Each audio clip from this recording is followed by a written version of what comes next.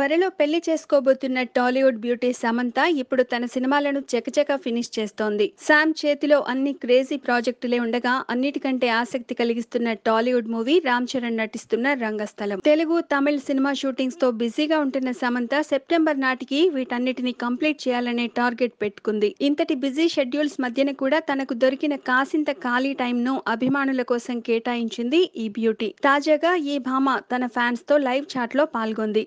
ఇందులో భాగంగా ఈ భామను రామ్ చరణ్ పాత్ర గురించి అడిగాడు ఓ మెగా ఫ్యాన్. దీనికి సమంత ఇచ్చిన ఆన్సర్ మొత్తం మెగా అభిమానులందరికీ హుషారు తెప్పించేసింది.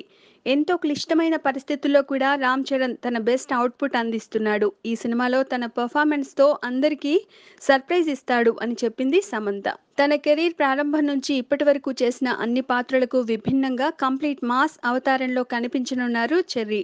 ఈ చిరుతకు మాస్ సినిమాలు కొత్త కాకపోయినా గెటప్ నుంచి అన్ని విషయాల్లోనూ పక్కా నాటు క్యారెక్టర్లో కనిపించబోతున్నారు. ఓ గ్రామీణ యువకుడి పాత్రలో రంగస్థలం 1985 మూవీలో కనిపించనున్నారు చెర్రీ.